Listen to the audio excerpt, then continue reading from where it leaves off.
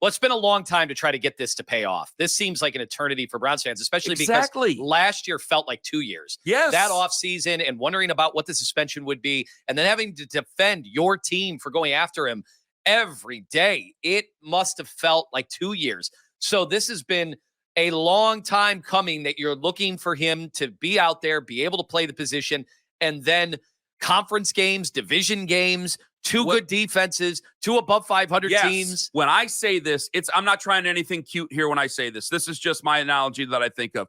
We are guaranteed in America the right to a speedy trial. You want to know your outcome one way or the other. Mr. Corleone insists on hearing bad news immediately. One way or the other, you want an outcome.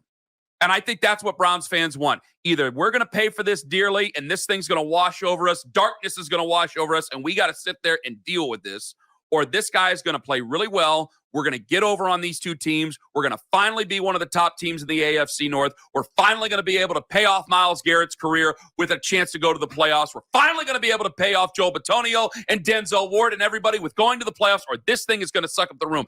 I think people don't want to hear about injury because they want to make sure they have an answer, good or bad, for the first time in nearly 2 years. Yeah, I think you're right on. You mentioned Myles Garrett. You have a defense that has put up this season already 3 of the most dominating performances this team and this city and this defense has ever been able to put up, and you want to pay it off. You might have already squandered the Nick Chubb prime. You're hoping not to do the same. I didn't even mention his name. That's right. You're hoping not to do the same with Myles Garrett and this ferocious, incredible defensive line.